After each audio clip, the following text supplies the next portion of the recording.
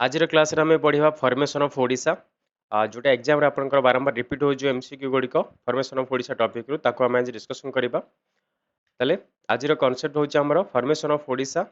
आमे एमसीक्यू सहित deep discussion भी करबा डीप डिस्कशन कहले हम कोन बुझछंती डीप डिस्कशन करले हमर जे सब ऑप्शन अछि ऑप्शन हम पोस्टमार्टम करछो एठी ऑप्शन रिलेटेड जदी को एग्जाम रिलेटेड हमर किछ ऑप्शन ने आछी डीप डिस्कशन पई तले ताको भी हम डिस्कशन करबा डेट अंक स्टार्ट करबा आज मोटिवेशन कोड होची invest now if you want a better return यार मीनिंग आपण माने बुझिथिबे फिर भी मु आपण को अंडरस्टैंड कर दउ चाहूँ कि इन्वेस्ट नाउ जदि आपण माने फ्यूचर रे किसी बेटर रिटर्न चाहूछंती ताले आपण माने एबेटू स्टार्ट करंतु इन्वेस्ट करबा से मनी हो किंबा आपणकर टाइम हो आपणकर टाइम जदि इन्वेस्ट करछंती ताले सेटा मनी रूप रे आपण को इन्वेस्ट रिटर्न ने मिलिबो जदि मनी इन्वेस्ट करछंती देन ऑब्वियसली ऑफ कोर्स जदि बेटर इन्वेस्ट करथिबे बट ठीक जगह इन्वेस्ट करथिबे ताले मनी ही आपण को रिटर्न आसीबो आइदर आपन लॉस आसी जाए बट टाइम जदि आप इन्वेस्ट कर गुड थिंग्स रे किसी लर्निंग रे इन्वेस्ट कर आपको ऑफकोर्स आपन फ्यूचर रे बेटर रिटर्न मिलिबो ठीक अछि आशा करछु आपण माने आपनकर वे को बहुत भल से चूज करेंगे आ आपन टाइम को बहुत भल से इन्वेस्ट करेंगे ठीक अछि फर्स्ट क्वेश्चन हमर आज देखिबा important MCQ formation of Odisha रो फर्स्ट क्वेश्चन होज हमर the reason for starting the Odia movement was प्रथम आपण माने क्वेश्चन रे बुझंतु पचारछि ओडिया मूवमेंट रो स्टार्टिंग रो रीजन कोन थिला ठीक अछि आपन को एया एथिपई क्वेश्चन बुझेली कि काहेना आपण ऑप्शन देखला परे आपण भाबियो जे आंसर भूल हे जाउची तले ऑप्शन होची struggle for independence separation of Odia speaking areas merger with Sambalpur demand of separate province तले ऑप्शन सॉरी क्वेश्चन देछि कि the reason for starting the Odia movement start होबार कारण कोन थिला तले ऑप्शन होची स्ट्रगल फॉर इंडिपेंडेंस पई हेतला किमा जो आमर सेपरेशन ऑफ ओडिया एरिया हेतला सेति पई हेतला संबलपुर को मिसाय पई हेतला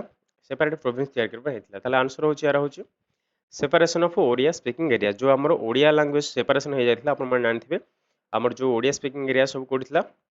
बेंगल रे थिला बेंगल बिहार मद्रास प्रेसिडेंसी ए सब प्रेसिडेंसी अलग अलग हेतिला आमर ओडिया स्पीकिंग लैंग्वेज तो ताकू कोन करिया पई ना ताकू मर्ज करिया पई बा ताकू यूनिफिकेशन करिया पई आमर जो ओडिया मूवमेंट स्टार्ट हेतिला ठीक अछि नेक्स्ट क्वेश्चन देखिबा question number 2 Odia speaking areas were attached with which among the following province in India तले जो ओडिया स्पीकिंग एरिया कहितले एबे फास्ट डिस्कशन करथिले हमें आंसर भी कहि देछि आपण मानन को with which among the following province in India British India तले ब्रिटिश इंडिया टाइम रे ये जो ओडिया स्पीकिंग एरिया गुडा को एबे जो कहले को प्रोविंस से अटैच थिला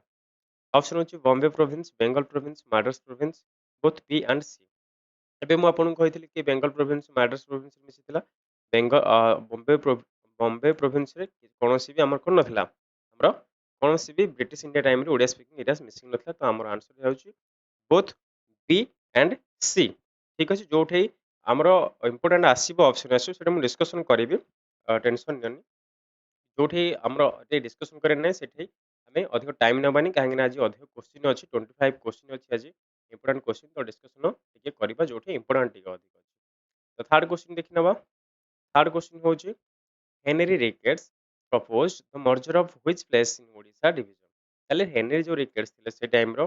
से थिले कोन हमर थिले जो संबलपुर रो सॉरी संबलपुर हो से हमर जो थिले चेयरपर्सन थिले कि हमर हेनरी रिकेट्स जो कमिश्नर थिले से प्रपोज करथिले मर्जर ऑफ व्हिच स्टेट 1855 रे से ओडिसा रे गोटे स्टेट को मर्जर करिया पई से कोन करथिले प्रपोज देथिले बा प्रस्ताव देथिले से को स्टेट विषय देथिले संबलपुर मयूरभंज नीलगिरी बिहार ताले को स्टेट रे मर्ज पई 1855 रे से देथिले प्रोविजन देथिले बा प्रपोज करथिले से होज हमर संबलपुर कोन संबलपुर स्टेट स्टेट कहले आपण माने एठी राज्य बोली भाबिनी स्टेट कहले जोठी एडमिनिस्ट्रेटिव चलथा सेटा गोटे प्लेस को स्टेट बोली कहा जाय ठीक अछि जोठी वेल बा ऑर्गेनाइज्ड एडमिनिस्ट्रेटिव चलथा ताको स्टेट बोली कहा जाय तो से टाइम रे सेमति स्टेट ही थिला जेमति आपण माने जानथिबे इंडिपेंडेंस पूर्व ओडिसा जे चीफ मिनिस्टर थिले तांको प्राइम मिनिस्टर कहा जाउथला तो सेमति सेतबे संबलपुर गोटे स्टेट कहा जाउथला बा प्रोविंस कहा जाउथला ठीक अछि ताले 1885 रे हेनरी रिकेट्स कोन करथिला प्रपोज करथिले संबलपुर को ऐड करिया पई आ संबलपुर एडा गोटे मन रखिबे 1855 रे से कोन करथिला प्रपोज करथिले माने से प्रस्ताव नेथिले कि संबलपुर को ओडिसा सहित मिसै दियो बट सेतेबेले मिसि नथिला केबे मिसिथिला संबलपुर मिसिथिला 1905 रे आपनकर बारंबार रिपीट क्वेश्चन आछी आपनकर एग्जाम रे कि संबलपुर को केबे मिसा जायतिला कोथरे ओडिसा रे 1905 रे मिसा जायतिला किंतु जदि पढिथिबो प्रस्ताव केबे दिया जायतिला ताले हेनरी देथिले केबे 1855 रे प्रस्ताव आसला किंतु 1905 रे एक्चुअल रे मिसिथिला ठीक अछि। नेक्स्ट क्वेश्चन होची when was the first Odia national conference held तले प्रथमे ओडिया नेशनल कॉन्फ्रेंस हेल्ड केबे हेतला डिसेंबर 1903 नवेम्बर 1907 एप्रिल 1896 जनवरी 1905 तले जो हमरो ओडिया नेशनल कॉन्फ्रेंस हेतला फर्स्ट तले सेटा केबे हेतला आउ केबे हेतला से होची डिसेंबर 1903 डिसेंबर 1903 हमरो फर्स्ट ओडिया कॉन्फ्रेंस हेतला ओडिया कॉन्फ्रेंस केबे हेतला एथरा आउ गोटे भी आपण मन रखि परिबे आगु ओडिया नेशनल कॉन्फ्रेंस टाइप रे हमर आउ गोटे सम्मेलन तयारी हेतला जहा को हमें फेमसली कहू छे उत्कल सम्मेलनी बोली तयारी हेतला कोठी जेतले ओडिया नेशनल कॉन्फ्रेंस चलीतला 1903 रे सेठी तयारी हेतला हमर उत्कल सम्मेलनी जाकु का के हेड करथले जाकु चेयर करथले हमर मधुसूदन दास ठीक अछि। नेक्स्ट को जिबा नेक्स्ट क्वेश्चन होची who among the following Odia luminaries remain the guiding spirit of Utkal Sammelan एबे मैं आपको आंसर कहली ताले ओडिया लुमिनारीज किए थे जे कि गाइडिंग स्पिरिचुअल ऑफ उत्कल सम्मेलन के जे गाइडिंग स्पिरिट थिले के मैं आपको ऑलरेडी आंसर कह देछि से होछन हमर मधुसूदन दास आ गोपबंधु दास को विषय जानथिबे आपण माने गोपबंधु दास कोन पे फेमस थिले गोपबंधु दास कोन करथिले कि से करथिले हमर कोन आपण मान जदि पढिथिबे क्लास फ्रीडम स्ट्रगल ताले सेते आपण कहथिले सत्यवादी वन विद्यालय हमर जो ओडिसा रे सत्यवादी वन विद्यालय अछि कोठी पुरी रो साखी गोपाल ठरे ताले ताकू प्रतिष्ठा करथिले कि हमर गोपबंधु दास।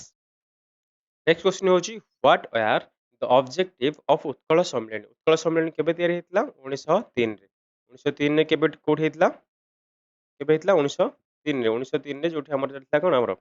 हमर जो फास्ट कोन थिला हमर ओडिया नेशनल कॉन्फ्रेंस थिला से टाइम रे हमर उत्कल सम्मेलन को तयारी करा जाई थिला ताले ए जो यार उत्कल सम्मेलन आस्थिला तार ऑब्जेक्टिव कोन कोन थिला ए उत्कल सम्मेलन रो ऑब्जेक्टिव कोन कोन थिला एथरु देछि एथरे दीटा ऑब्जेक्टिव देछि merger of Odia speaking tracts, all round development of Odias, both A and B, none of the above. So, this is merger of Odia speaking tracts, Odia जो कुहा ओडिया भाषा लोक मान एकाठी करबा किबा ओडिया मानकर पूर्णांग भाव में डेवलपमेंट करबा बोथ ए बी एवं उपरोक्त कोउंडी भी नहतला आंसर होछ हमरो merger of Odia speaking language बा ट्रैक्ट्स माने ओडिया स्पीकिंग जो लोक मान थिले केवल सेमान को एकाठी करिया पई हमरो उत्कल सम्मेलन कोन करथला हमरो ट्राई करथला बा उत्कल सम्मेलन एथि पई गठन करा जायतला एतला मेन ऑब्जेक्टिव या सहित आज देखिबा spread of education agriculture development करबा एग्रीकल्चर डेवलपमेंट करबा कि एजुकेशन डेवलपमेंट करबा ए सब था तार side but merger of Odia speaking होछ तार मेन ऑब्जेक्टिव थिला। नेक्स्ट आसुची Sambalpur Hitaishini a print independence journal was published by ताले एटा होछ गोटे जर्नल जोटा कि प्री इंडिपेंडेंस बा इंडिपेंडेंस पूर्व प्रकाश पाइथिला ताले याकू पब्लिश के करथिले ऑप्शन होची नीलमणि विद्यारत्न राजेंद्र नारायण भंजदेव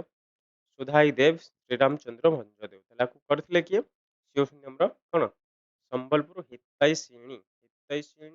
नीलमणि आपन राइमिंग करूची काहे राइमिंग एथि पई करूची एटी मन रखिया में इजी हबो ठीक अछि हितैषिणी नीलमणि ठीक अछि हितैषिणी नीलमणि एमती आपन राइमिंग करके सब जिनस तो राइमिंग करबानी जोठी ट्रिक पॉसिबल जति होची हम ताको यूज करबा तो एठी मत लागुची हितैषिणी एंड नीलमणि हे परिबो हमें कनेक्ट करि परिबा तो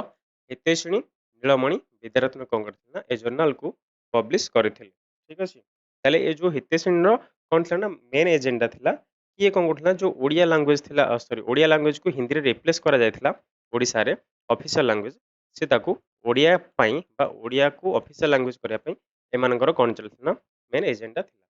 नेक्स्ट क्वेश्चन देखिबा the order that issued restoring Odia as official language of Sambalpur was ताले ए जो पुणी से क्वेश्चन आसला the order that issued restoring Odia as official language of Sambalpur was ताले संबलपुर रे ओडिया को ऑफिशियल लैंग्वेज करिया पई जो कोन करथिला ऑर्डर करा जायथिला ताले कहा द्वारा एसब हेतिला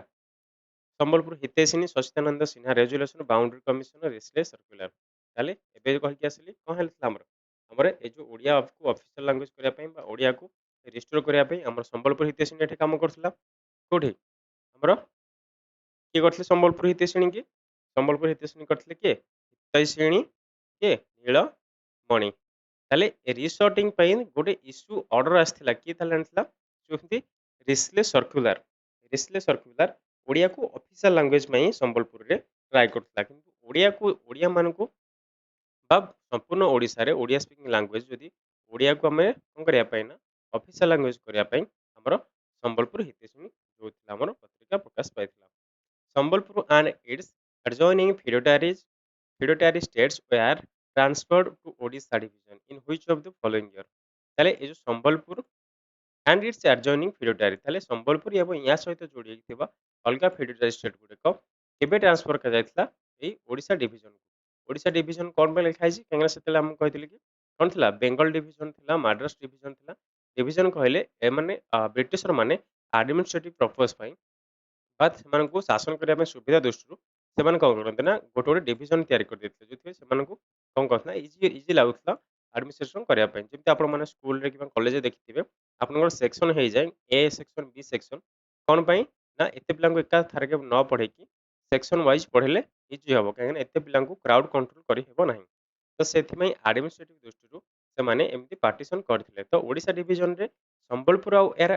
ଆଡଜଏନିଂ ଫିଡୋଟାରୀ ଷ୍ଟେଟ୍ସର କେବେ ସମସ୍ତେ ମର୍ଜ ହେଇଥିଲେ 1900 1912 1903 1905 ସେ ହେଉଛି ଆମର 1905 ରେ ସେମାନେ କଣ କରିଥିଲେ ନା ମର୍ଜ ହେଇଥିଲେ କୋଉଠି ଆସିକି ଆମର ଓଡ଼ିଶା ଡିଭିଜନରେ ଏଠି ଆଉ ଗୋଟେ ଅପସନ ରହିଲା ମୁଁ ଯେମିତି କହିଲି କି ଅପସନ ଯୋଉଠି ଟିକେ ଆମର ଇମ୍ପୋର୍ଟାଣ୍ଟ ରହିବ ଟିକେ ବି ଇମ୍ପୋର୍ଟାଣ୍ଟ ରହିଲେ ତମେ ତାକୁ ଟିକେ ଡିସ୍କସନ କରିବାକୁ ଚେଷ୍ଟା କରିବ ଏଠି ଅପସନ ଅଛି 1903 ଏବେ ଗୋଟେ କହିକି ଆସିଲି ଆପଣଙ୍କୁ କଣ ହେଇଥିଲା ବେଙ୍ଗଲ ସରି ଉତ୍କଳ ଉତ୍କଳ ହେଇଥିଲା ନା ଉତ୍କଳ ସମ୍ମିଳନୀ କେବେ ହେଇଥିଲା ଆମର 1903 1905 ରେ ଆଉ ଗୋଟେ ଇମ୍ପୋର୍ଟାଣ୍ଟ ଆପଣ ମନେ ରଖିବେ ବେଙ୍ଗଲ ପାର୍ଟିସନ ଆମର ହେଇଥିଲା କେବେ ବେଙ୍ଗଲ ପାର୍ଟିସନ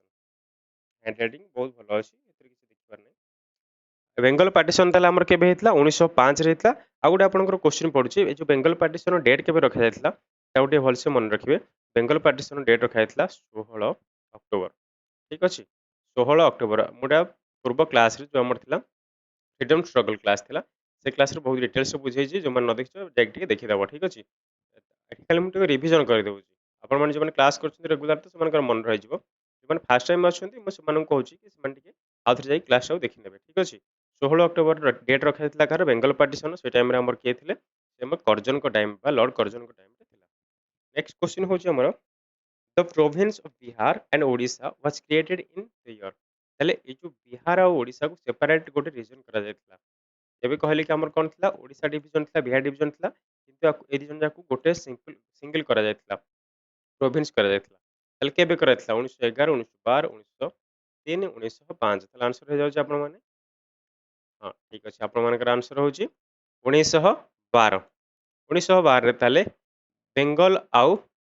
ବିହାର ଆଉ ଓଡ଼ିଶାକୁ ଗୋଟେ ସେପାରେଟ ପ୍ରୋଭିନ୍ସ ଭାବେ ତିଆରି କରାଯାଇଥିଲା ଠିକ ଅଛି ହେଲେ 1903 ରେ ଆଉ ଥରେ ରିଭିଜନ କରିଦିଅ ଉତ୍କଳ ସମ୍ମିଳନୀ ହେଇଥିଲା 1905 ରେ ଆମର କଣ ହେଇଥିଲା ବେଙ୍ଗଲ ପାର୍ଟିସନ ହେଇଥିଲା ଲର୍ଡ କର୍ଜନଙ୍କ ସମୟରେ ତାର 16 ଅକ୍ଟୋବର ଡେଟ୍ ରଖାଯାଇଥିଲା ନେକ୍ସଟ କ୍ୱେଶ୍ଚନ ଦେଖିବା The region of Ganjam was under which province during the formation of Bihar Odisha province 1912 question टा बुझे दଉଛି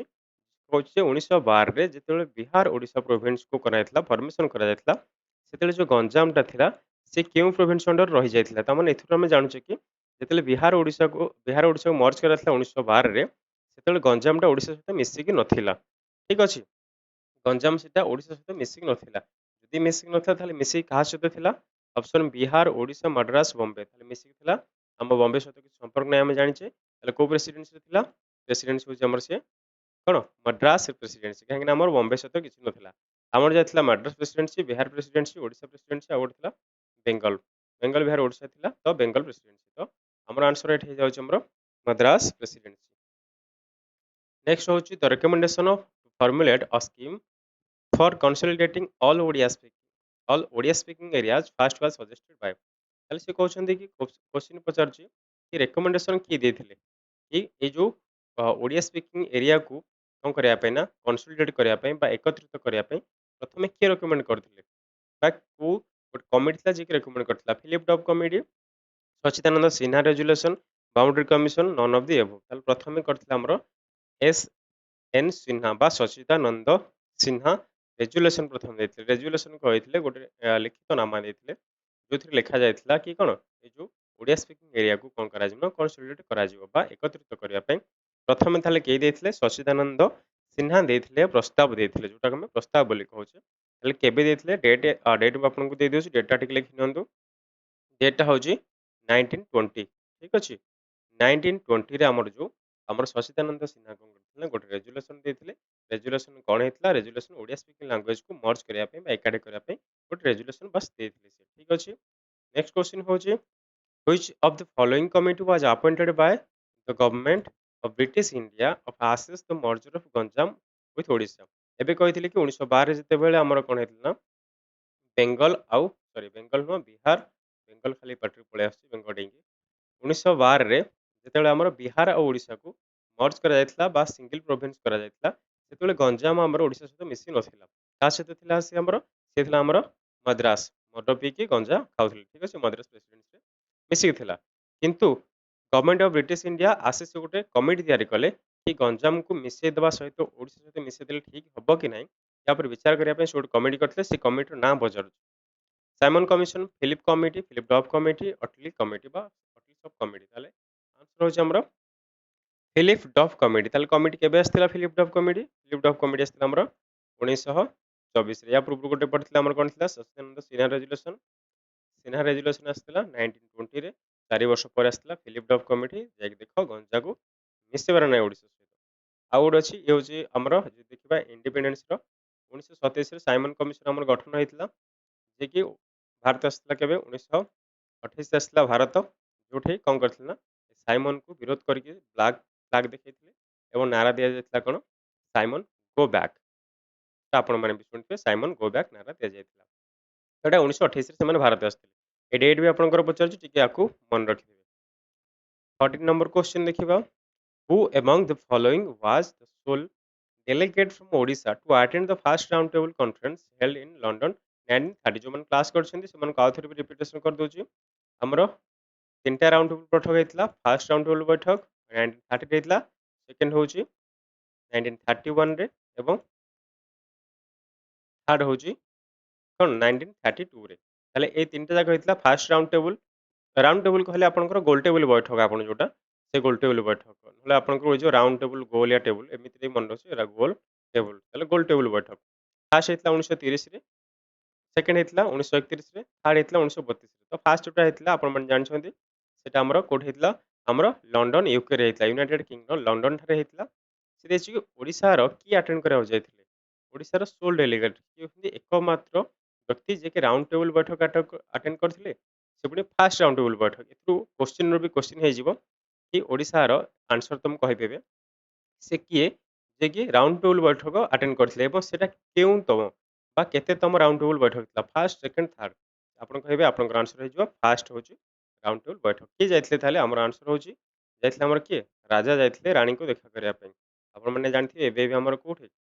ବ୍ରିଟିଶର କୁଇନ୍ ହିଁ ଶାସନ କରୁଛନ୍ତି ସେଠି ଯାହାଙ୍କୁ ଆମେ କ'ଣ କହୁଛୁ Elizabeth queen Elizabeth first second third ଏମିତି ସବୁ ଆସୁଛନ୍ତି ତାଙ୍କର ପିଢ଼ି ଆସୁଛନ୍ତି ତ ଏମିତି ମନେ ରଖି କୃଷ୍ଣଚନ୍ଦ୍ର ଗଜପତି ଯାଇଥିଲେ କୁଇନ୍ଙ୍କ ପାଖକୁ କେବେ ଯାଇଥିଲେ 1930 ମସିହାରେ ଯାଇଥିଲେ କ'ଣ ପାଇଁ ଯାଇଥିଲେ ସେ ସେଇ ପ୍ରସ୍ତାବ ନେଇକି ଯାଇଥିଲେ କୋଉ ପ୍ରସ୍ତାବ ଏଇ ଓଡ଼ିଶା ଷ୍ଟେଟ୍ରେ ଯୋଉ ସବୁ ଥିଲେ ଓଡ଼ିଆ ଲାଙ୍ଗୁଏଜ ସ୍ପିକିଂ ଲାଙ୍ଗୁଏଜ ଯୋଉ ଷ୍ଟେଟ୍ ଥିଲେ ସେମାନଙ୍କୁ ମର୍ଜ କରିବା ପାଇଁ ଏ ପ୍ରସ୍ତାବ ନେଇକି ଯାଇଥିଲେ ବ୍ରିଟିଶକୁ ନେଇକି ଯାଇଥିଲେ ଫାର୍ଷ୍ଟ ରାଉଣ୍ଡ ଟେବୁଲ ବୈଠକ ରଖିଥିଲେ ଠିକ ଅଛି ନେକ୍ସଟ ହେଉଛି in which year Odisha boundary committee was appointed by the government of British India to market the boundary of the propose province of Odisha ଆଗ କ'ଣ କରାଯାଇଥିଲା ପ୍ରଥମେ ଆମକୁ କହିଥିଲି ଆଗ ଥିଲା ବେଙ୍ଗଲ ବିହାର ଓଡ଼ିଶା ଥିଲା ତାପରେ କ'ଣ କରିଥିଲା ବିହାର ଓଡ଼ିଶାକୁ 1912 ରେ ଅଲଗା କରାଯାଇଥିଲା ତାପରେ ଆମର ମର୍ଜ ହେଇଗଲା ଗଞ୍ଜାମ ମର୍ଜ କରାଗଲା ଧୀରେ ଧୀରେ କ'ଣ କଲେ ନା ତାପରେ ଓଡ଼ିଶାର ଗୋଟେ ବାଉଣ୍ଡରୀ କମିଟି ଗଠନ କରାଗଲା କି ଓଡ଼ିଶା ବିହାରକୁ ଓଡ଼ିଶା ଲୋକମାନଙ୍କର ସମ୍ମତି ଥିଲା ଯେ ଆମକୁ ସେପାରେଟ୍ କରିଦିଅ ବିହାର କ'ଣ ପାଇଁ ନା ଏଠି ବିହାରଙ୍କର ମେଜୋରିଟି ଅଧିକ ରହିଯାଉଛି ତ ଆମକୁ କିଛି କ'ଣ ମିଳିଲା ପ୍ରୋଭାଇଡ୍ ବା କିଛି ଶାସନ କ୍ଷମତା ମିଳୁନି ଆମ ହାତକୁ ବିହାରୀମାନଙ୍କ ହାତକୁ ସବୁ ପଳାଉଛି ତ ସେଥିପାଇଁ ଓଡ଼ିଶାର ବାଉଣ୍ଡରୀ କମିଟି ଗଠନ କରିବା ପାଇଁ ବ୍ରିଟିଶ ସରକାର ଗୋଟେ କମିଟି ଗଠନ କରିଥିଲେ ଓଡ଼ିଶାର ବାଉଣ୍ଡରୀ ନିର୍ଦ୍ଧାରିତ କରିବା ପାଇଁ କ୍ୱେଶ୍ଚିନ୍ ପଚାରିଛି ସେ କେବେ ତିଆରି କରିଥିଲେ 1931 32 34 20 ତାହେଲେ ହେଇଥିଲା ଆମର 1931 ଆପଣମାନେ ଏମିତି ମନେ ରଖିପାରିବେ କି ଆମର 1930 ମସିହାରେ ଆମର ଗଜପତି ଯାଇଥିଲେ କୋଉଠି ଆମର ଫାର୍ଷ୍ଟ ରାଉଣ୍ଡ ଟେବୁଲ ବୈଠକରେ ଆମର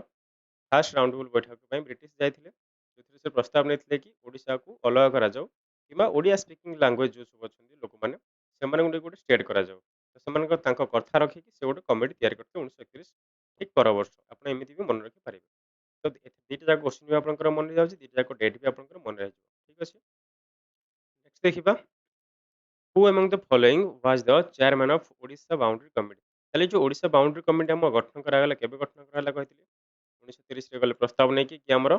କୃଷ୍ଣଚନ୍ଦ୍ର ଗଜପତି ଗଲେ କୋଉଠି କୁଇନ୍‌ଙ୍କ ପାଖକୁ 1931 ରେ ଆପଣଙ୍କର କମିଟି ଗଠନ କରାଯାଇଥିଲା ଓଡ଼ିଶାର ବାଉଣ୍ଡ୍ରି ତିଆରି କରିବା ପାଇଁ।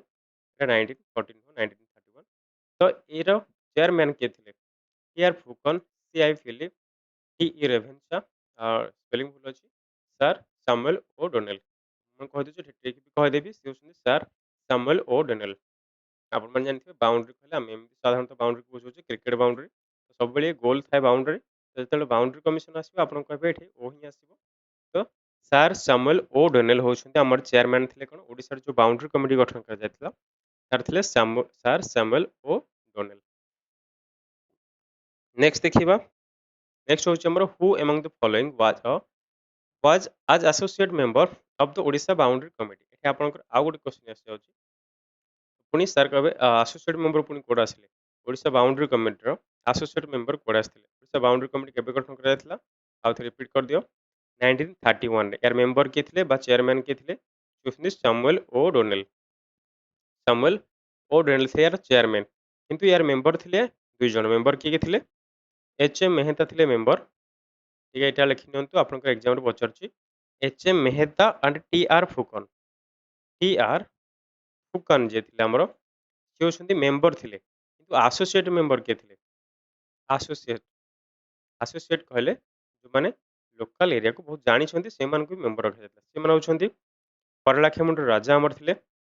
ଆଉ ଜଣେ ଥିଲେ ଆମର ସିହ୍ନା ଶଶିଦାନନ୍ଦ ସିହ୍ନା ଥିଲେ ଆଉ ହେଉଛନ୍ତି ଏନ୍ ରାଜା ତିନି ଜଣ ଥିଲେ ଆସୋସିଏଟ୍ ମେମ୍ବର କିଏ କିଏ ଆଉ ଥରେ ଲେଖିଦିଅନ୍ତୁ କିଙ୍ଗ ଅଫ୍ ପରଳାଖେମୁଣ୍ଡି ବା ପରଳାଖେମୁଣ୍ଡି ରାଜା ଥିଲେ ସଚିଦାନନ୍ଦ ସିହ୍ନା ଥିଲେ ଏବଂ ଏନ୍ ରାଜା ଥିଲେ ଏମାନେ ଥିଲେ ଆସୋସିଏଟ୍ ମେମ୍ବର କେତେ ମେମ୍ବର ଥିଲେ H M Mehta and T R Phukan ଏଠି ଆପଣଙ୍କର ଅପସନ୍ ନାଁ ବି ଦେଖିପାରିବେ T R Phukan H M Mehta ଏମାନେ ଥିଲେ ମେମ୍ବର୍ସ ଠିକ୍ ଅଛି ଚେୟାରପର୍ସନ କିଏ ଥିଲେ ସାମୁଏଲ ଓ ଡୋନେଲ କହିଲେ ଓ ସେ ଆସିଥିଲେ ବାଉଣ୍ଡ୍ରି ତିଆରି କରିବା ପାଇଁ କିନ୍ତୁ ଆସୋସିଏଟ୍ ମେମ୍ବର ଏଥିରୁ କିଏ ଥିଲେ ତାହେଲେ ଆନ୍ସର ଆପଣଙ୍କର ମିଳିଯାଇଛି ସେ ହେଉଛନ୍ତି ଏସ୍ ଏନ୍ ସିହ୍ନା ବା ସଚିଦାନନ୍ଦ ସିହ୍ନା ଥିଲେ ଆମର କ'ଣ ଥିଲେ ଆସୋସିଏଟ୍ ମେମ୍ବରରେ ଥିଲେ ତାଙ୍କ ସହିତ ଆଉ ଦୁଇ ଜଣ ବି ଥିଲେ ସେ ହେଉଛନ୍ତି କିଙ୍ଗ ଅଫ୍ ପରଳାଖେମୁଣ୍ଡି ଆଉ ଏନ୍ ରାଜା। ତାହେଲେ ନେକ୍ସଟ କ୍ୱେଶ୍ଚନ ହେଉଛି ଓଡ଼ିଶା ବିକେମ୍ ଅ ସେପାରେଟ୍ ଷ୍ଟେଟ୍ ତାହେଲେ ଏତେ ସବୁ ପ୍ରୟାସ ହେଲା ପରେ ଆମର ଏବେ ଓଡ଼ିଶା ଆସୁଛି ସେପାରେଟ୍ ଷ୍ଟେଟ୍ ହେବା ପାଇଁ ଠିକ୍ ଅଛି 1931 ଏତେ ସବୁ ବାଉଣ୍ଡ୍ରି କମିଟି ଗଠନ ହେଲା ପରେ ତାହେଲେ ଓଡ଼ିଶା ସେପାରେଟ୍ ଷ୍ଟେଟ୍ କେବେ ହେଇଥିଲା ଆପଣ ଜାଣିଥିବେ କ'ଣ ଆମର ଉତ୍କଳ ଦିବସ କେବେ ପଡ଼ିଛି ଉତ୍କଳ ଦିବସ ହେଉଛି ଆମର ଏପ୍ରିଲ 1 1936 ବା 1936 ମସିହାରେ ଯେହେତୁ ଆମର ସ୍ୱାଧୀନ ପାଇଥିଲା ଓଡ଼ିଶା ସ୍ୱାଧୀନ ପାଇଥିଲା ବା ସେପାରେଟ୍ ପ୍ରୋଭିନ୍ସ ଗଠନ କରିଥିଲା ସେଥିପାଇଁ ଆମେ ଏହାକୁ କ'ଣ ସେଲିବ୍ରେଟ୍ କରୁଛେ ଉତ୍କଳ ଦିବସ ନଟ୍ ଏପ୍ରିଲ ଫୁଲ୍ ଠିକ୍ ଅଛି ଆମେ ଉତ୍କଳ ଦିବସ ସେଲିବ୍ରେଟ୍ କରୁଛୁ we are celebrating our culture ଠିକ୍ ଅଛି who was the prime minister of Odisha when India attended independence ତ ପୂର୍ବ କ୍ଲାସରେ ଯେମିତି କହିଥିଲେ କି ପ୍ରାଇମ୍ ମିନିଷ୍ଟର ଏବେ ଆମେ ଦେଶର କଣ୍ଟ୍ରିର ଯିଏ ହେଡ୍ ଅଛନ୍ତି ତାଙ୍କୁ ପ୍ରାଇମ୍ ମିନିଷ୍ଟର ବୋଲି କହୁଛୁ ଡେମୋକ୍ରାଟିକ୍ କଣ୍ଟ୍ରିର ବଟ୍ ସେତେବେଳେ ଯେତେବେଳେ ବ୍ରିଟିଶ ଶାସନ ଚାଲିଥିଲା ସେମାନେ ଓଡ଼ିଶା କିମ୍ବା ଷ୍ଟେଟ୍ର କୌଣସି ହେଡ୍କୁ ସେ ପ୍ରାଇମ୍ ମିନିଷ୍ଟର ବା ପ୍ରାଇମ୍ ମିନିଷ୍ଟର ଆଖ୍ୟା ଦେଇଥିଲେ ବା ପ୍ରାଇମ୍ ମିନିଷ୍ଟରକୁ ଦେଉଥିଲେ ସେମାନେ ସମ୍ଭାଳୁଥିଲେ ତାଙ୍କର ଷ୍ଟେଟ୍କୁ ଠିକ୍ ଅଛି ବଟ୍ ଆମର ଯେତେବେଳେ ଇଣ୍ଡିପେଣ୍ଡେନ୍ସ ହେଲା ତାପରେ ସେମାନେ ଏଇ ପ୍ରାଇମ୍ ମିନିଷ୍ଟର ପୋଷ୍ଟକୁ ଚେଞ୍ଜ କରିଦେଲେ ଚିଫ୍ ମିନିଷ୍ଟର ପୋଷ୍ଟରେ ତାହେଲେ ସେୟା ପଚାରୁଛୁ who was the prime minister of Odisha when India attend independence ବା ଯେତେବେଳେ ଭାରତ ସ୍ୱାଧୀନ ହେବାକୁ ଯାଉଥିଲା ସେତେବେଳେ ଓଡ଼ିଶାର ପ୍ରାଇମ୍ ମିନିଷ୍ଟର କିଏ ଥିଲେ option Harekrushna Mahtab sir John Hubback Madhusudan Das Maharaja Krishnachandra Gajapati ତାହେଲେ କିଏ ଥିଲା ଆମର ଥିଲେ ଏଚ୍ ଏ ମହତାବ ବା ହରେ କୃଷ୍ଣ ମହତାବ ଥିଲେ ଆମର ଆପଣମାନେ କହିପାରିବେ ଲାଷ୍ଟ ଆମର ଯିଏ ଥିଲେ ପ୍ରାଇମ୍ ମିନିଷ୍ଟର ଆମର ଥିଲେ last Prime minister of Odisha ଯେତେବେଳେ ଲାଷ୍ଟ ପ୍ରାଇମ୍ ମିନିଷ୍ଟର ଏଥିପାଇଁ କହୁଛି ହ୍ୱେନ୍ ଆଟେଣ୍ଡେଡ୍ ଇଣ୍ଡିପେଣ୍ଡେନ୍ସ ଯେତେବେଳେ ଭାରତ ସ୍ୱାଧୀନ ହେବାକୁ ଯାଉଥିଲା ଏମାନେ ଲାଷ୍ଟ ସ୍ୱାଧୀନ ହେଲା ପରେ ଆଉ ଜଣେ ଆସିଥିବ ଆମର ତାହେଲେ ଏଠି ଆଉ ଗୋଟେ ବି କ୍ୱେଶ୍ଚିନ୍ ହେଇପାରିବ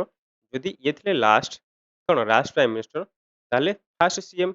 ଇଣ୍ଡିପେଣ୍ଡେନ୍ସ ପରେ ଆଉ ଥରେ ମନେ ରଖ ଇଣ୍ଡିପେଣ୍ଡେନ୍ସ ପରେ ଏ ପ୍ରାଇମ୍ ମିନିଷ୍ଟର ହିଁ ହେଇଥିଲେ କ'ଣ ସିଏମ୍ ତାହେଲେ ଫାଷ୍ଟ ସିଏମ୍ କିଏ ଥିଲେ ଫାଷ୍ଟ ସିଏମ୍ ବି ଆମର ଥିଲେ କିଏ ହରିକୃଷ୍ଣ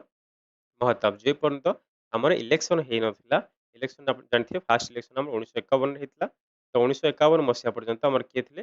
ହରେକୃଷ୍ଣ ମହତାବ ଥିଲେ ଆମର ଚିଫ୍ ମିନିଷ୍ଟର ଯିଏକି 117 ଦିନ ସମଥିଙ୍ଗ ଡେଟ୍ ଭଲସେ ମନେ ପଡ଼ୁନି 117 ଦିନ ସେ କ'ଣ କରିଥିଲା ଆମର ଚିଫ୍ ମିନିଷ୍ଟର ଭାବରେ ସେ କାର୍ଯ୍ୟ କରିଥିଲେ କିନ୍ତୁ ଯେତେବେଳେ ଇଲେକ୍ସନ ସରିଲା ଇଲେକ୍ସନ ପରେ ଆମର ପ୍ରଥମ ଯିଏ ସିଏମ୍ ଥିଲେ ସେ ହେଉଛନ୍ତି କ'ଣ ଆମର ତାଙ୍କ ନାଁ ହେଉଛି ନବକୃଷ୍ଣ ଚୌଧୁରୀ ହେଲେ ଓଡ଼ିଶାରେ ଯଦି ଇଲେକ୍ଟେଡ୍ ଆମର ପଚାରିବ ପ୍ରଥମ ଇଲେକ୍ଟେଡ୍ ହେଉଛନ୍ତି କି ଆମର ଚିଫ୍ ମିନିଷ୍ଟର ବା ଇଲେକ୍ସନରେ ଇଲେକ୍ଟେଡ୍ ହେଇଥିବା ଚିଫ୍ ମିନିଷ୍ଟର ସେ ହେଉଛନ୍ତି ନବକୃଷ୍ଣ ଚୌଧୁରୀ। କିନ୍ତୁ ଦେଇଥିବ ଯଦି ନନ୍ ଇଲେକ୍ଟେଡ୍ ଯେ କି ଅଲରେଡି ଥିଲେ ହରେକୃଷ୍ଣ ମହତାବ ପ୍ରାଇମ୍ ମିନିଷ୍ଟର ଥିଲେ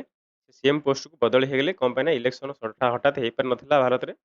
1951 ଷ୍ଟାର୍ଟିଂ ହେଇଥିଲା ତ ସେ ପର୍ଯ୍ୟନ୍ତ ଥିଲେ ହରେକୃଷ୍ଣ ମହତାବ। ଏଠି ଆଉ ଗୋଟେ କ୍ୱେଶ୍ଚିନ୍ ଆମେ ଲେଖିଦେଉଛେ କହିଥିଲି ନା କ୍ୱେଶ୍ଚିନ୍ ଡିସ୍କସନ୍ କରିବା ଯୋଉଠି ଇମ୍ପୋର୍ଟାଣ୍ଟ ରହିବ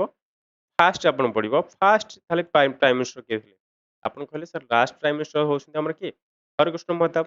ସେ ଲାଷ୍ଟ ଥିଲେ ଏବଂ ଫାଷ୍ଟ ସିଏମ୍ ବି ହେଇଗଲେ କିନ୍ତୁ ଯଦି ପଚାରିବ ଫାଷ୍ଟ ପ୍ରାଇମ୍ ମିନିଷ୍ଟର କିଏ ଥିଲେ ଓଡ଼ିଶାର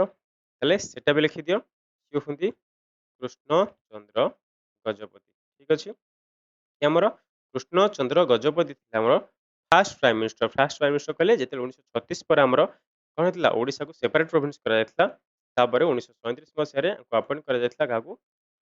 ସରି କୃଷ୍ଣଚନ୍ଦ୍ର ଗଜପତିଙ୍କୁ first prime minister of Odisha. ଆଉ ଥରେ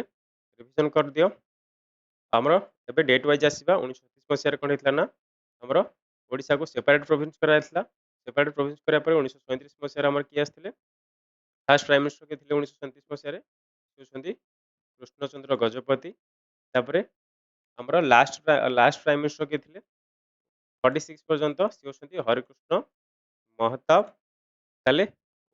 ଦେଶ ସ୍ୱାଧୀନ ହେଲା ପରେ 1950ରେ ଆମର କିଏ ଥିଲେ ସେଇ ହରେକୃଷ୍ଣ ମହତାବ ଥିଲେ କିନ୍ତୁ ଯେତେବେଳେ ଇଲେକ୍ସନ ହେଲା ଇଲେକ୍ସନ ପରେ କିଏ ଆସିଗଲା ଆମର ଇଲେକ୍ସନ ପରେ ଆସିଗଲେ ନବକୃଷ୍ଣ ଚୌଧୁରୀ। ନେକ୍ସଟ କ୍ୱେଶ୍ଚନକୁ ଯିବା Which princely state was the first to merge with Odisha? ତାହେଲେ ଏଠି ଏବେ ଗୋଟେ କ୍ୱେଶ୍ଚିନ୍ ଆସୁଛି which princely state ତାହେଲେ ପ୍ରିନ୍ସଲି ଷ୍ଟେଟ୍ କହିଲେ ଯୋଉଟା ହେଉଛି ରାଜାମାନେ ଯୋଉଠୁ ଶାସନ କରୁଥିଲେ ତାହେଲେ ଏମିତି ଗୋଟେ ଫାଷ୍ଟ ଷ୍ଟେଟ୍ କୁହ ଯୋଉଟା କି ଓଡ଼ିଶା ସହିତ ଫାଷ୍ଟ ମର୍ଜ ହେଇଥିଲା। ଢେଙ୍କାନାଳ ରଣପୁର ନୀଳଗିରି କଳାହାଣ୍ଡି ଆପଣମାନଙ୍କୁ ଜାଣିଥିବେ ଢେଙ୍କାନାଳ ତ ନୁହଁ ରଣପୁର ନୁହଁ କଳାହାଣ୍ଡି ବି ନୁହଁ ତାହେଲେ ଫାଷ୍ଟ ପ୍ରିନ୍ସଲି ଷ୍ଟେଟ୍ କିଏ ଥିଲା ନୀଳଗିରି ଥିଲା ଫାଷ୍ଟ ଯେ କି ଆମର ଓଡ଼ିଶା ପ୍ରୋଭିନ୍ସ ସହିତ ମର୍ଜ ହେଇଥିଲା। ତାହେଲେ ୟା ଡେଟ୍ ବି ଆପଣ ଟିକେ ଲେଖିଦିଅନ୍ତୁ ମନେ ରଖିଦିଅନ୍ତୁ ସେ ହେଉଛି ନଭେମ୍ବର 14 1947 ମସିହାରେ। ଏଇ ସବୁ ମର୍ଜ ପାଇଁ ଆପଣମାନେ ଜାଣିଥିବେ ଭାରତ ଆମର ଓଡ଼ିଶାକୁ କିଏ ଆସିଥିଲେ ଆମର କ'ଣ ଆଇରନ୍ ମ୍ୟାନ୍ ଅଫ୍ ଇଣ୍ଡିଆ ଆସିଥିଲେ ତାଙ୍କ ନାଁ କ'ଣ ଆପଣମାନେ ଟିକେ ନାଁ ଲେଖିକି ଜଣାନ୍ତୁ ମୁଁ ତାଙ୍କ ନାଁ କହିଦେଲି ଆଇରନ୍ ମ୍ୟାନ୍ ଅଫ୍ ଇଣ୍ଡିଆ ଆପଣମାନେ ତାଙ୍କ ନାଁ ଲେଖିବେ କମେଣ୍ଟ ବକ୍ସରେ ନାଁ ଲେଖିକି ଜଣାଇବେ। ଠିକ୍ ଅଛି ନଭେମ୍ବର 14 1947ରେ ନୀଳଗିରି ହେଉଛି ପ୍ରଥମ ପ୍ରିନ୍ସଲି ଷ୍ଟେଟ୍ ଯିଏକି ଓଡ଼ିଶା ସହିତ ମର୍ଜ କରିଥିଲା। ଯଦି ପଚାରିବ ଲାଷ୍ଟ କିଏ ଥିଲେ ଲାଷ୍ଟ ହେଉଛି ଆମର ମୟୂରଭଞ୍ଜ। ଠିକ୍ ଅଛି ମୟୂରଭଞ୍ଜ ହେଉଛି ଆମର ଲାଷ୍ଟ ପ୍ରିନ୍ସଲି ଷ୍ଟେଟ୍ ଯିଏକି ଆମର 1949ରେ ଲାଷ୍ଟ ଟାଇମ୍ ପାଇଁ କହିଥିଲା ଓଡ଼ିଶା ସହିତ ମର୍ଜ ହେଇଥିଲା। ନେକ୍ସଟ ଆସୁଛି which of the following feudatory state was the last to merge with Odisha after independence ଆସିଗଲା କ୍ୱେଶ୍ଚିନ୍ ଏବେ ମୁଁ ଆପଣଙ୍କୁ ଆନ୍ସର ଅଲରେଡ଼ି କହିସାରିଛି ଆମର ଆନ୍ସର କ'ଣ ହେଉଛି ମୟୂରଭଞ୍ଜ ଯିଏ ହେଉଛି last state merge with Odisha. Next question ଦେଖିବା 22 the state of Mayurbhanj was integrated with Odia in the year ତାହେଲେ ଏଠି ବି ସେୟା ଦେଇଛି ଏ ଯେଉଁ ମୟୂରଭଞ୍ଜ ଷ୍ଟେଟ୍ ଥିଲା ଆମର ଓଡ଼ିଆ ମାନଙ୍କ ସହିତ ଓଡ଼ିଆ ଏଥିପାଇଁ ଲେଖା ହେଇଛି ଓଡ଼ିଆ ସ୍ପିକିଂ ଲାଙ୍ଗୁଏଜ ଯେଉଁମାନେ ଥିଲେ ଷ୍ଟେଟ୍ର ବା ଓଡ଼ିଆ ସ୍ପିକିଂ ଯେଉଁ ପିପୁଲ୍ ଥିଲେ ତାଙ୍କୁ ନେଇକି ଯେଉଁ ପ୍ରଦେଶ କରାଯାଏ ସେମାନଙ୍କୁ ଓଡ଼ିଆ ବୋଲି କୁହାଯାଏ। ଏବେ ଆପଣ ଜାଣିଥିବେ ସେମାନେ କ'ଣ କହୁଛନ୍ତି ପାକିସ୍ତାନର ଯେମିତି ପାକିସ୍ତାନୀ କହୁଛନ୍ତି ଓଡ଼ିଆମାନଙ୍କୁ ସେମିତି ଓଡ଼ିଆ ବୋଲି କୁହାଯାଏ। ତ ଏ ଯେଉଁ ମୟୂରଭଞ୍ଜକୁ ଓଡ଼ିଆ ସହିତ ମିଶା ଯାଇଥିଲା କେବେ ମିଶା ଯାଇଥିଲା ମୁଁ ଆପଣଙ୍କୁ ଅଲରେଡ଼ି ଆପଣଙ୍କୁ ଡେଟ୍ କହିଦେଇଛି ସେ ହେଉଛି 1949 ଯଦି ଡେଟ୍ ଏକ୍ଜାକ୍ଟ ଡେଟ୍ ଆପଣ ମନେ ରଖିବାକୁ ଚାହୁଁଛନ୍ତି ବା ଲେଖିବାକୁ ଚାହୁଁଛନ୍ତି ତାହେଲେ ବି ଲେଖିଦିଅନ୍ତୁ ସେ ହେଉଛି 1 ଜାନୁଆରୀ। ଠିକ୍ ଅଛି ବର୍ଷର ଏଣ୍ଟ୍ରି କରୁକା ଆମର କ'ଣ କଲେ ନା 1949ରେ ଆମର ମୟୂରଭଞ୍ଜକୁ ମିଶାଇ ଦିଆଯାଇଥିଲା। Which minister from central government was instrumental in integration of princely state of Odisha? ଆପଣଙ୍କୁ ନାଇଁ କ୍ୱେଶ୍ଚିନ୍ ମୁଁ ସ୍ପିଡ୍ ପଢ଼ୁନି ବଟ୍ ମୁଁ ଟିକେ ବୁଝିବା ପାଇଁ ଆକୁ ଟିକେ ଜଲ୍ଦି ପଢ଼ିଦେଉଛି କାହିଁକିନା ପାର୍ଟିସନ୍ କରିକି ପଢ଼ିଲେ ଟିକେ ଲେଟ୍ ବି ହେବ ମୁଁ ଆପଣଙ୍କୁ ଅଲରେଡ଼ି ବୁଝିଦେବି। ଠିକ୍ ଅଛି Which minister from central government ତାହେଲେ ସେଣ୍ଟ୍ରାଲ ଗଭର୍ଣ୍ଣମେଣ୍ଟର କେଉଁ ମିନିଷ୍ଟର ଥିଲେ ଯିଏକି instrumental integration of the ପ୍ରିନ୍ସଲି state ଓଡ଼ିଶାର ଯେଉଁ ପ୍ରିନ୍ସଲି ଷ୍ଟେଟ୍ ମାନଙ୍କୁ ଏକାଠି କରିବା ପାଇଁ କେଉଁ ଜଣେ ଆମର ସେଣ୍ଟ୍ରାଲ ଗଭର୍ଣ୍ଣମେଣ୍ଟର କେଉଁ ଜଣେ ମିନିଷ୍ଟର ଆସିଥିଲେ ତାଙ୍କ ନାଁ କ'ଣ ରାଜଗୋପାଳଚାରୀ ଜବାହରଲାଲ ନେହେରୁ B.R. ଆମ୍ବେଦକର ସର୍ଦ୍ଦାର ବଲ୍ଲଭ ଭାଇ ପଟେଲ। ଆପଣମାନଙ୍କୁ ଏବେ ବି ଆନ୍ସର କହିକି ଆସିଲି ଲାଷ୍ଟ କ୍ୱେଶ୍ଚିନ୍ରେ କିଏ ଆସିଥିଲେ ଆମର ଓଡ଼ିଶାକୁ ସେ ଆସିଥିଲେ ଆଇରନ୍ ମ୍ୟାନ୍ ଅଫ୍ ଇଣ୍ଡିଆ ଆପଣମାନଙ୍କର ଆନ୍ସର ମିଳିଗଲା ଆଉ କମେଣ୍ଟ ବକ୍ସରେ ଲେଖିବାକୁ ପଡ଼ିବ ନାହିଁ। ଠିକ୍ ଅଛି ସେ ହେଉଛନ୍ତି ସର୍ଦ୍ଦାର ବଲ୍ଲଭ ଭାଇ ପଟେଲ ଯିଏକି ଓଡ଼ିଶା ଆସିଥିଲେ ପ୍ରିନ୍ସଲି ଷ୍ଟେଟ୍ ମାନଙ୍କୁ ମର୍ଜ କରିବା ପାଇଁ। ନେକ୍ସଟ କ୍ୱେଶ୍ଚିନ୍ ଦେଖିବା 24 the motion to shift state capital from Cuttack ତାହେଲେ ଏଇ କ୍ୱେଶ୍ଚିନ୍ ଆପଣଙ୍କୁ ବହୁତ ଆସୁଛି ମୁଁ ଅଧାର କ୍ୱେଶ୍ଚିନ୍ ଛାଡ଼ି ଦେଇଛି ତଥାପି କହୁଛି ଆପଣଙ୍କର capital from Cuttack to Bhubaneswar ତାହେଲେ କଟକରୁ ଯେଉଁ ଭୁବନେଶ୍ୱରକୁ ଆପଣମାନଙ୍କର କ୍ୟାପିଟାଲ ସିଫ୍ଟ ହେଇଥିଲା ଆମର ଓଡ଼ିଶାର ସେଇଟା କେବେ ହେଇଥିଲା ସେଇଟା ମୋସନ କେବେ ପାସ୍ କରାଯାଇଥିଲା ବା ମୋସନ ଆପଣମାନେ ଜାଣିଥିବେ ଏବେ ଯେତେବେଳେ ବିଲ୍ ଆସୁଛି ଆମର ବିଲ୍ ପୂର୍ବରୁ ଆପଣ ଗୋଟେ ମୋସନ ପାସ୍ କରିବାକୁ ପଡୁଛି ଲୋକସଭାରେ, ତାହେଲେ ସେଇ ମୋସନଟା କେବେ ଆସିଥିଲା? 15 ଅଗଷ୍ଟ 1947 ଏଟା ତ ଆମ ଦେଶ ସ୍ୱାଧୀନ ହେଇଥିଲା। 13 ନଭେମ୍ବର 1948, 30 ସେପ୍ଟେମ୍ବର 1946, 10 ଡିସେମ୍ବର 1949। ତାହେଲେ ଆମର କେବେ ମୋସନ ଆସିଥିଲା? କଟକକୁ ଭୁବନେଶ୍ୱର ସରି କଟକରୁ ଭୁବନେଶ୍ୱରକୁ ଆମର କ୍ୟାପିଟାଲକୁ ସିଫ୍ଟ କରିବା ପାଇଁ ସେ ଆସିଥିଲା 30 ସେପ୍ଟେମ୍ବର 1946। ଆପଣମାନେ ଟିକେ କହୁଛି ଭଲସେ ଟିକେ କାନ ଦେଇକି ଟିକେ ଶୁଣନ୍ତୁ। ଏଠି ୱାର୍ଡ ଦେଖୁଛନ୍ତି ମୋସନ ଟୁ ସିଫ୍ଟ। ଏଠି ଗୋଟେ ମୋସନ ପାସ୍ କରାଯାଇଥିଲା ବା ମୋସନକୁ ପ୍ରପୋଜ କରାଯାଇଥିଲା। କ'ଣ ପାଇଁ? କି କଟକରୁ ଭୁବନେଶ୍ୱର କ୍ୟାପିଟାଲ ନେଇଯିବା। ଏଇଟା ଜଷ୍ଟ ଯେମିତି କହନ୍ତିନି କି ମୁଁ କହିଦେଇକି ଆସିଥିଲି। ବାହାଘର ପୂର୍ବରୁ ଯେମିତି ଜଗେଇ ଦେଇକି ଆସନ୍ତିନି କି ଭୋଜି ଖାଇବା ପାଇଁ। ବାସ୍ ଆମେ ତାଙ୍କୁ କହିଦେଇଥିଲେ 1946ରେ କି କ'ଣ ଗୋଟେ ପ୍ରସ୍ତାବ ଆସିଥିଲା କି କଟକଠୁ ଭୁବନେଶ୍ୱରକୁ କ୍ୟାପିଟାଲ ନେଇଗଲେ ଟିକେ ଭଲ ହବ। ଏଇଟା ବାସ୍ ଭାବିନିଅ ଯେ 1946ରେ ତାଙ୍କୁ ଏମିତି କୁହାଯାଇଥିଲା। କିନ୍ତୁ ଆକ୍ଚୁଆଲରେ କେବେ ହେଇଥିଲା କଟକରୁ ଭୁବନେଶ୍ୱର ଷ୍ଟେଟ୍ ବା କ୍ୟାପିଟାଲ କେବେ ସିଫ୍ଟ ହେଇଥିଲା? ସେ ଡେଟଟା ଲେଖି ଦିଅନ୍ତୁ। ସେ ହେଉଛି 19th ଅଗଷ୍ଟ 1949। ଠିକ୍ ଅଛି। ଏଇ ଡେଟ୍ରେ ଆକ୍ଚୁଆଲ ଡେଟ୍ରେ ଆମର ଡିକ୍ଲେୟାର ହେଇଗଲା କି ଭୁବନେଶ୍ୱର ଆଜିଠାରୁ ହେଉଛି ଆମର ଓଡ଼ିଶାର କ୍ୟାପିଟାଲ, ନହେଲେ ଆଗରୁ ଥିଲା କଟକ। କିନ୍ତୁ ପ୍ରପୋଜ କେବେ ହେଇଥିଲା? 1946। ଟିକେ ମନେ ରଖି, ଯଦି ଏଠି ମନେ ରହୁଛି ୟାର ଟିକେ ମନେ ରଖିବେ। ଗୋଟେ ଗୋଟେ ମନେ ରଖିବେ। ପ୍ରଥମେ 1946 କେତେ ବର୍ଷ ଗ୍ୟାପ୍? 3 ବର୍ଷ ଗ୍ୟାପ୍। 46 ବା ଦେଶ ସ୍ୱାଧୀନ ହେବା ପୂର୍ବ ବର୍ଷ ମନେ ରଖିବେ। 1947ରେ ଆମର ଦେଶ ସ୍ୱାଧୀନ ହୋଇଥିଲା। ଦେଶ ସ୍ୱାଧୀନ ହେବା ପର ବର୍ଷ ଡିସାଇଡ୍ କରାଯାଇଥିଲା ବା କୁହାଯାଇଥିଲା କି କଟକରୁ କ'ଣ କରନ୍ତୁ ନା ଏଇ ଯେଉଁ କ୍ୟାପିଟାଲକୁ ଆମର ଭୁବନେଶ୍ୱରକୁ ନେଇ ଆସନ୍ତୁ। ମନେ ରଖିବା ପାଇଁ କହୁଛି କି ନେଇ ଆସନ୍ତୁ, ଫର୍ମାଲି କହୁଛି। ତାହେଲେ କିନ୍ତୁ ତାଙ୍କର ମନେ ପଡ଼ିଲା କି 1949ରେ ଏବେ ଦେଶ ସ୍ୱାଧୀନ ହୋଇଗଲା। 1947ରେ 48 49ରେ ତାଙ୍କର ମନେ ପଡ଼ିଲା ଆଚ୍ଛା ଜଣେ କହିଥିଲେ କି କଟକରୁ ନେଇଯିବା। ଆଚ୍ଛା ନେଇଯିବା ଠିକ୍ ଅଛି। କଟକରୁ ଭୁବନେଶ୍ୱରକୁ ଆମର କ୍ୟାପିଟାଲ ଏବେ ସିଫ୍ଟ କରିଦେବା। ତାହେଲେ find the incorrect match. Match ଏବେ ଆସିଛି। ଆଇପିଏଲ୍ ଚାଲିଛି ଆପଣଙ୍କର ମ୍ୟାଚ୍। ମ୍ୟାଚ୍ ଦେଖୁଥିବ ସବୁ। ପାଠପଢ଼ା ଛାଡ଼ିକି ସବୁ ମ୍ୟାଚ୍ ଦେଖୁଛ। ମ୍ୟାଚ୍ରେ ପ୍ରବଳ ଆସୁଛି ନା, ରହିବ ସବୁ ଲିଷ୍ଟରେ ଯାଇକି ରହିବ ଉପରେ, ନୁହେଁ କି? ମ୍ୟାଚ୍ ଦେଖିବ। ଆଉ ଏଠି ଆଗ ଟିକେ ମ୍ୟାଚ୍ କର, ତାପରେ ତମ ମ୍ୟାଚ୍ ଯାଇକି ଦେଖିବ। ପାଠ ପଢ଼ି ସାରି ଯେତେ ମ୍ୟାଚ୍ କରୁଛ କର। କଟକ କନଫରେନ୍ସ ଆଚ୍ଛା ଏଗୁଡ଼ା ତ ସବୁ ତ ଆମେ ଜାଣିନୁ, ଯୋଉଟା ଜାଣିଛେ ଆମେ କରିଦେବା। ଫର୍ମେସନ୍ ଅଫ୍ ଓଡ଼ିଶା ପ୍ରୋଭିନ୍ସ ଠିକ୍ ଅଛି ତ ଏଟା। First April 1936। 1936 ଅଧା ଓଡ଼ିଆ ଅଧା ଇଂଲିଶ, ନାଇଁ କି? First April 1936। ତାହେଲେ ଫର୍ମେସନ୍ ଅଫ୍ ଓଡ଼ିଶା ପ୍ରୋଭିନ୍ସ, ତାହେଲେ ଏଇଟା ତ ଠିକ୍ ଅଛି। ପ୍ରଜାମଣ୍ଡଳ କନଫରେନ୍ସ, ପ୍ରଜାମଣ୍ଡଳ କନଫରେନ୍ସରେ ପଢ଼ିନେ। କଟକ କନଫରେନ୍ସ ଏଇଟା ପଢ଼ିଥିଲେ ତ। 14 ଡିସେମ୍ବର 1947 ଇଏ ବି ଠିକ୍ ଅଛି। 14 ଡିସେମ୍ବର 1947। ତାପରେ ଆସୁଛି ଆମର ପ୍ରଜାମଣ୍ଡଳକୁ କ'ଣ ପ୍ରୋଭିନ୍ସିଆଲ ଜୁରିଡିକ୍ସନ। ତାହେଲେ ଏଇଟା ଆପଣଙ୍କର ଠିକ୍ ଅଛି। କୋଉଟା? 10th August 1947। ତାହେଲେ ଗୋଟେ ଭୁଲ ଅଛି, ସିଏ ହେଉଛି ଆମର ପ୍ରୋଭିନ୍ସିଆଲ ଜୁରିଡିକ୍ସନ ଆକ୍ଟ। ତାହେଲେ ପ୍ରୋଭିନ୍ସିଆଲକୁ ଜୁରିଡିକ୍ସନ କରିବା ପାଇଁ, ଏମାନଙ୍କୁ ନ୍ୟାୟ ପ୍ରଦାନ କରିବା ପାଇଁ ଯେଉଁ ଆକ୍ଟ ଆସିଥିଲା ସେଟା କେବେ ଆସିଥିଲା? 1948ରେ ଆସିନଥିଲା, ସେ ଆସିଥିଲା 1947ରେ। ଠିକ୍ ଅଛି। ଇଏ ଆସିଥିଲା 1947। ଯଦି ଡେଟ୍ ଲେଖିବେ 23 ଡିସେମ୍ବର। 23 ଡିସେମ୍ବରରେ ଏ ଆମର ପ୍ରୋଭିନ୍ସିଆଲ ଜୁରିଡିକ୍ସନ ଆକ୍ଟ ଆସିଥିଲା। ସେ ଆସିଥିଲା 23 ଡିସେମ୍ବର 1947 ମସିହାରେ। ଠିକ୍ ଅଛି। କଟକରେ କନଫରେନ୍ସ ହେଇଥିଲା 47ରେ। ଆକ୍ଟ ଆସିଥିଲା ବି ସେ 47ରେ। ପ୍ରଜାମଣ୍ଡଳ ଆସିଥିଲେ ସେଇ 47ରେ। ଖାଲି ଡେଟ୍ ଟିକେ ଏପଟ ସେପଟ ଅଛି। ଫର୍ମେସନ୍ ଅଫ୍ ଓଡ଼ିଶା ଏ ତ ଅଲରେଡ଼ି ହେଇଯାଇଛି 1937 ମସିହାରୁ। ଠିକ୍ ଅଛି। ନେକ୍ସଟ କ୍ୱେଶ୍ଚନ୍ ଦେଖିବା। ଆଚ୍ଛା ଆପଣଙ୍କର କ୍ୱେଶ୍ଚିନ୍ ସରିଯାଇଛି। ଆପଣଙ୍କର ସବୁ କ୍ୱେଶ୍ଚିନ୍ ଏଥିରେ ତ ଅଧିକ କିଛି ନଥିଲା ବି ଡିସ୍କସନ୍ କରିବା ପାଇଁ, ଜଲ୍ଦି ସରିଗଲା ବୋଧହୁଏ କ୍ଲାସ୍ ଆଜିର। ତାହେଲେ ଆଶା କରୁଛି ଆପଣମାନେ ବୁଝିପାରିଥିବେ। ଯଦି ନ ବୁଝିପାରିଥିବେ, ଯୋଉଠି ଟିକେ ବି ଡାଉଟ୍ ରହୁଛି ଆପଣମାନେ କମେଣ୍ଟ ବକ୍ସରେ ଲେଖିକି ନିଶ୍ଚୟ ଜଣାଇବେ। କ୍ଲାସ୍ ଭଲ ଲାଗିଲେ ଲାଇକ୍ କରିବେ। ଯଦି ଆପଣମାନେ ଚାହୁଁଛନ୍ତି ଆପଣମାନଙ୍କର ବନ୍ଧୁ କିମ୍ବା ଆପଣଙ୍କ ୱେଲ୍ ୱିଶର୍ କି ଆପଣଙ୍କ ଫ୍ରେଣ୍ଡ ଆପଣଙ୍କର କେହି ହୁଅନ୍ତୁ, ଯଦି ସେମାନେ କମ୍ପିଟେଟିଭ୍ ପାଇଁ ପ୍ରିପେୟାର ଅଛନ୍ତି, ତାହେଲେ ତାଙ୍କୁ ନିଶ୍ଚୟ କ୍ଲାସ୍କୁ ସେୟାର କରିବେ। ଆଉ ଚ୍ୟାନେଲକୁ ସବସ୍କ୍ରାଇବ୍ କରିବେ, ବେଲ୍ ଆଇକନ୍ ପ୍ରେସ୍ କରିଦେବେ। କାହିଁକିନା ଯେତେବେଳେ ନୂଆ କ୍ଲାସ୍ ଆସୁଛି ଆପଣଙ୍କ ପାଖରେ ଅପଡେଟ୍ ଜଲ୍ଦି ପହଞ୍ଚିଯିବ। ଏବେ ତ ଆପଣଙ୍କର ଏକ୍ଜାମ୍ ଚାଲିଛି। ଯେଉଁମାନଙ୍କ ଏକ୍ଜାମ୍ ଚାଲିଛି ସେମାନଙ୍କୁ ଅଲରେଡ଼ି ଅଲ୍ ଦ ବେଷ୍ଟ ମୁଁ କହିଦେଇଛି। ଆଉ ଥରେ ଅଲ୍ ଦି ବେଷ୍ଟ। ଆପଣମାନେ ଟିକେ ପ୍ରିପେୟାର କରନ୍ତୁ, ରିଭିଜନ୍ କରନ୍ତୁ। ଆଉ ମୁଁ ଯଦି ଆପଣ ଚାହୁଁଛନ୍ତି କି ଏଇ ଯେଉଁ ଏକ୍ଜାମ୍ ଆମର ସବୁ ହେଉଛି क्वेश्चन पेपर को हम डिस्कसन करवा, ताहले निश्चय कमेंट बॉक्स में लिखिए। जमती आप जानते सब बहुत बेसी लेवल क्वेश्चन आस साइंस हो कि कंप्यूटर हो कि मैथ हो। मैथ तो बहुत इजी आसू इजी इंग्लिश क्वेश्चन आप कहे आम डिस्कसन करवा। ठीक अच्छे ना आम एमती क्लास करवा कहीं आम टार्गेट तो फॉरेस्ट गार्ड नाला आम अलरेडी टार्गेट था। आम से फॉरेस्ट गार्ड आसला बोली मुझे बाध्य होगी आपको कौन कर एमसीक्यू करूँ आप बेटर स्कोर करेंगे। आइदर आम फुल क्लास स्टार्ट करते कंप्लीट बैच स्टार्ट करते। तो ठीक अच्छे आपको जिते स्टार्ट हो जेहतु एग्जाम टाइम आम एमसीक्यू पढ़ा। ठीक अच्छे आप टाइम बहुत नेबिनी। धन्यवाद आप मूल्यवान समय क्लास को करूँ। अन्य आईपीएल देखला बेले आप बस क्लास कर बहुत बहुत धन्यवाद। धन्यवाद पुणी देखा आउ गोटे क्लास।